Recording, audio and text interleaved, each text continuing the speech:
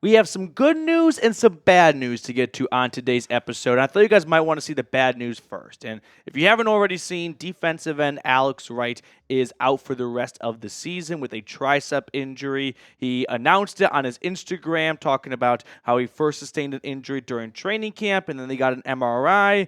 Then earlier this week, they kind of checked in on it and saw a tear that requires surgery, and unfortunately, that is the end of his season, which is a huge bummer. You never want to see anyone's season end, but especially for a guy like Wright, who was playing the best football of his young career, kind of picking up where he left off at the end of last season when he had some really good games to close out the 2023 season. He has that safety to earlier on against Trevor Lawrence and the Jags, so it's a bummer to see. It sucks, but unfortunately, it's football, and it's got to be a next man up mentality. As we look at the Browns' defensive line, I expect to see a little bit of role shuffling. So with Mike Hall coming back after this week from his suspension, first thought is, okay, he'll kind of slot in where Sam Kamara is in that four-man rotation on the defensive line for the interior unit. And then maybe they kind of kick out Kamara to defensive end since Hall is coming back from his suspension. And Isaiah McGuire kind of takes on the Alex Wright role of being that third defensive end, the guy who comes in on 1st and 10, maybe to give Myles Garrett or Zadarius Smith a quick breather, and then those guys come back in on obvious passing situations. So keep an eye on the former Missouri Tiger. We saw a lot of him. I mean, compared to last year, he's had, I think, 54 snaps so far this season. Last year, before Week 18, when all the backups played, he had a grand total of like 45-ish snaps. So he's pretty much already outsnapped what he did all of last year before the finale. So hopefully McGuire is ready. Honestly, this will just come down to a little bit of coaching too. Like Jacquez Cesare, the defensive line coach, and Jim Schwartz, they got to get McGuire ready to kind of fill that third man spot on the defensive line for the pass rusher position. But if you are not giving up on the Browns, because we're going to tell you why you should not in just a second, show me by hitting that thumbs up button. Let's get the good vibes going a little bit. I know 1-3 feels really doom and gloomy, and let's be honest, like, it's not where you want to be. I'm not going to try and sugarcoat anything, but hopefully at the end of this video, you're going to leave with more confidence than when you started this video.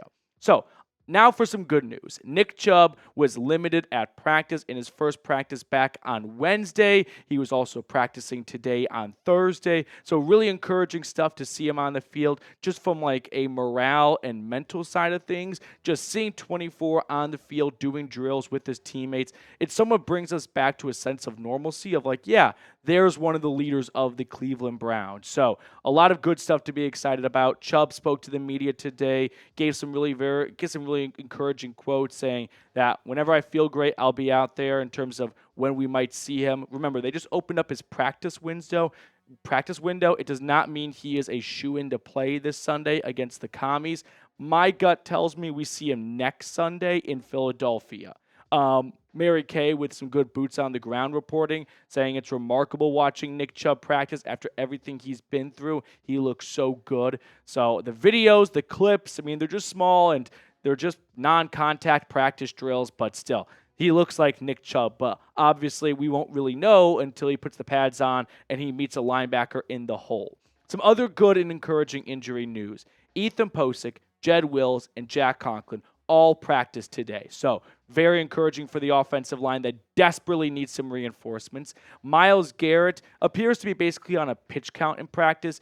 The latest specific injury is Achilles, which scares the bejesus out of me because I feel like Achilles is one of those things where you either have it or you don't. Like, it's not like you have a good or bad Achilles in my mind. It's just like it's either torn or it's good. So clearly that's hopefully not the case with Garrett. But yeah, it's very nice to see all four of these key players, all four starters practicing on Thursday, putting them in a good spot to play on Sunday. Also, Njoku, who returned to practice on Wednesday, did not practice today, Thursday. This is just part of their ramp-up plan, 1 day on, 1 day off. They don't want to overload him. We saw him practice a little bit last week, but he was somewhat quickly ruled out for the Raiders game. Has not been ruled out for the Commanders game just yet. This Browns offense would love to get the Chief back.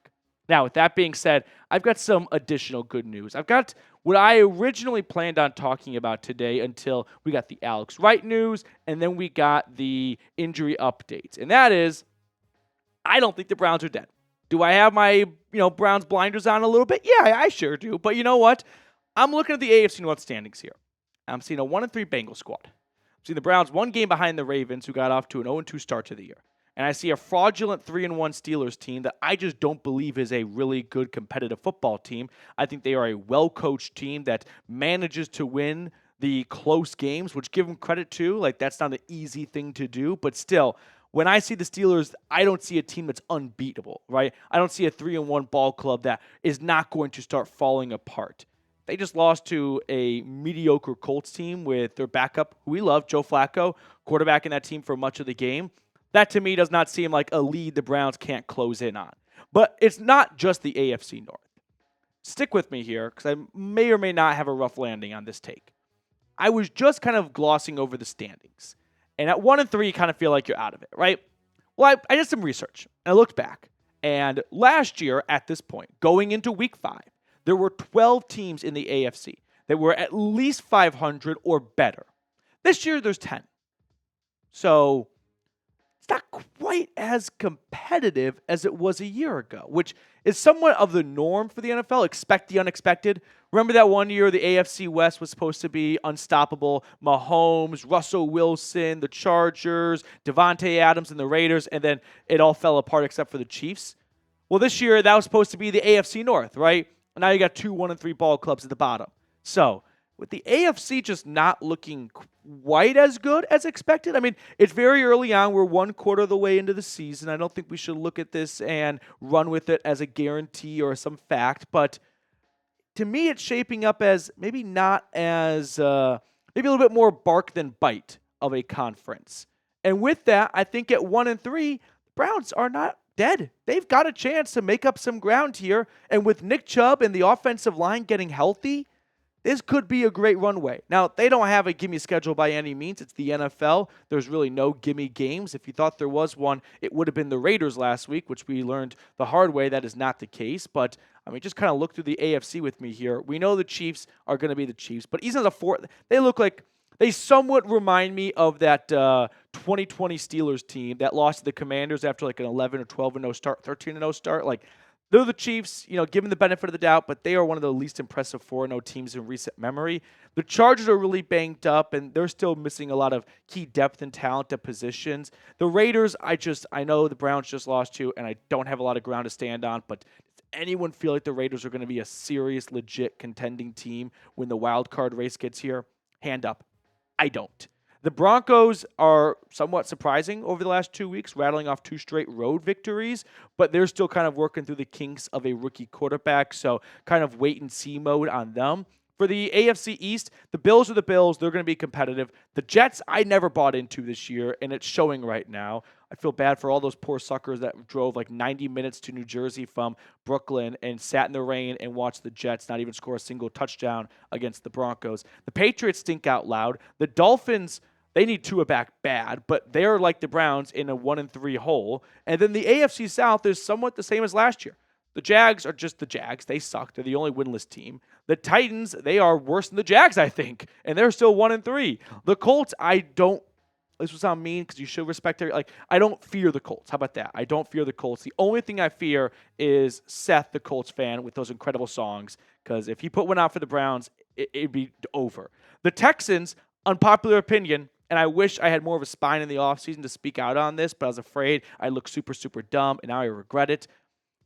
I'm not overly impressed by the Texans, and again, I know what happened in the playoffs, and that's not going to age very well when I say that, but they, to me, still look like shades of a 9-win team, and that's what Houston was last year.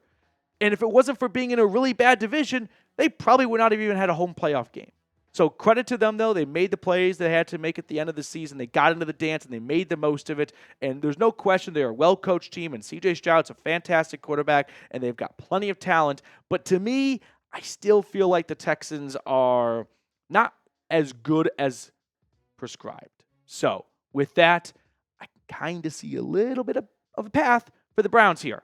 Like the Commanders, don't get me wrong, this is not going to be a gimme by any stretch, but if there's one DC who can make a rookie quarterback a living nightmare, it's Jim Schwartz. So hopefully he can get in his bag this Sunday. The Eagles, we'll talk about later on, they're questionable. The Bengals kind of stink out loud. They have no pass rush. The Ravens, they lost to the Raiders too.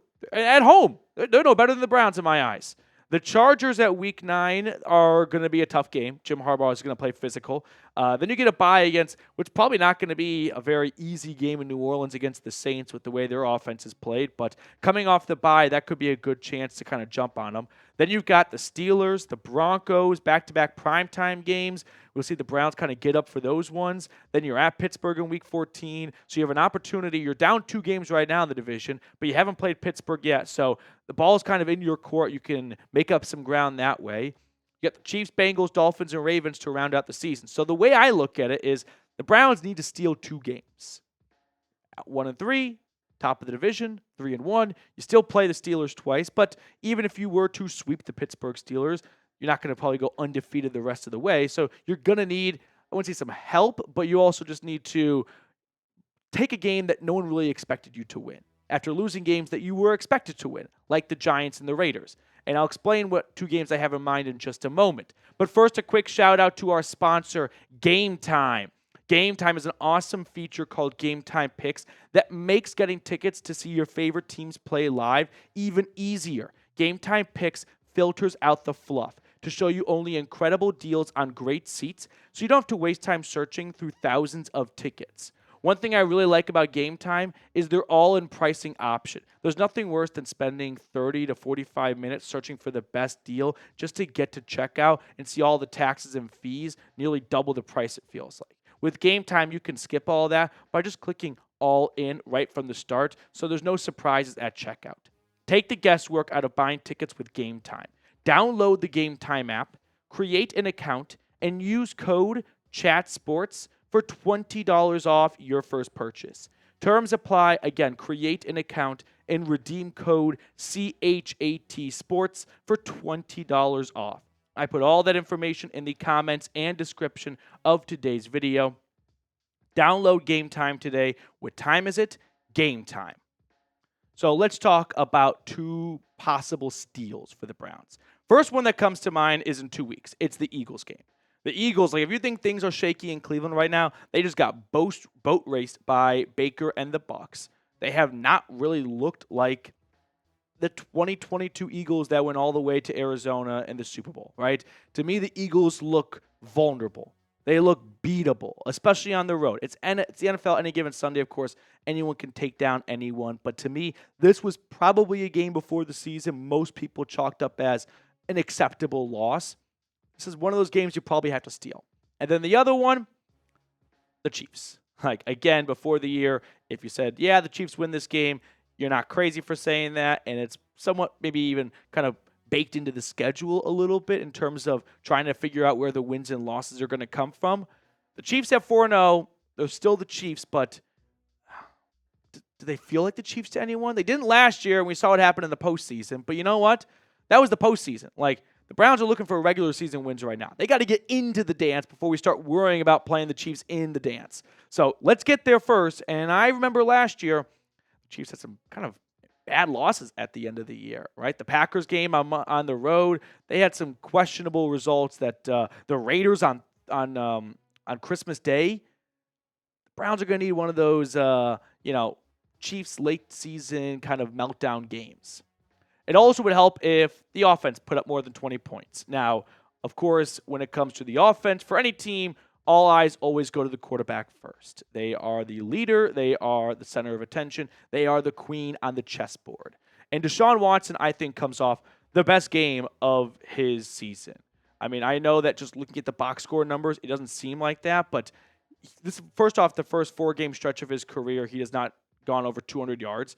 Every single one of those games, I feel like there was a critical drop that led to him not getting to 200, right? The Cowboys game, for example, if Amari Cooper catches that deep ball, he's at 200 yards. Week 4, if Amari Cooper catches the deep ball over the middle of the field that turned into an interception, which really isn't an interception for Watson, at least it's not Watson's fault, he's at 200 yards. So shoulda, coulda, woulda in some of these cases, but I feel like Watson is coming off the best game of the 2024 season. I feel like the Pro Football Focus passing grades reflect that as well. In Week 4, he was ranked 2nd, only behind Lamar Jackson, who torched the Buffalo Bills, head of Carr, Mayfield, and Daniels. What we're seeing is, I don't want to say I told you so, but I'm going to kind of say I told you so. If you remember, way back before the season started, going into training camp, I was like, I really want to see Watson play in the preseason because he historically gets off to slow starts. So I would like to get some of those cobwebs out of the way in August, as many as possible. And what do you know? What did I tell you? Watson gets off to slow starts. These are Deshaun Watson's career stats entering this year, so up until 2024. Games 1 through 4 of a season compared to games 5 through 8. His combined stats in games 1 through 4 and then games 5 through 8. 30 touchdowns, 14 interceptions, 7 and 12 record. Then you look at the next 4 games of his entire career, 43 touchdowns, 14 interceptions, 12 and 5 record. So Deshaun Watson is somewhat the guy that we have always known he is, which is a quarterback that gets off to slow starts. And we're starting to see him kind of pick it up as the weeks have gone on. And that's why I'm kind of looking at the AFC West, the AFC, just not looking as scary, as intimidating as somewhat we thought. And Watson always kind of cooking things up as the season goes on. And yeah, I'm going to hold on to that glimmer of hope. So before we let you guys get on out of here, who will score the first touchdown in Week 5? Give me your prediction down below in the comment section. Would love to hear from you guys as we talk about Week 5. We have some other, I would say, like, I want to call it good news, but just news that could shake out in the Browns' favor, which is the Commanders' injury report. We saw last week how bad the Raiders' run game destroyed the Browns, which was downright embarrassing and should make everyone in Cleveland sick to their stomach. Brian Robinson, their starting running back, 2 straight days of not practicing with a knee injury. Doesn't look like he's on a great track to play on Sunday. Austin Eckler, he missed last week with a concussion. He was limited this week, so at least today in practice. So Eckler, I feel like, is on a decent path to playing on Sunday, but I don't think Austin Eckler is just the same guy that we saw from earlier in his career. Like, to me, he's become a little bit of a one-dimensional receiving threat back, not someone who is going to destroy you between the tackles like he did 4 or 5 years ago. So the Commanders, like the Browns, are somewhat banged up coming into this game, which, again, we don't root for injuries, but like if there's one spot where maybe the Browns are looking for a little bit of a break, it might be the running backs because they torched Cleveland in Week 4. All right, that will do it for us on today's episode. Thank you guys so much for tuning in. I only have a few requests. If you enjoyed the video, like and subscribe. That goes a long way to boost the channel. And also, check out our Instagram, Browns Report IG, trying to grow that channel over there. So go follow us on Instagram if you use that app, and I'll see you all later.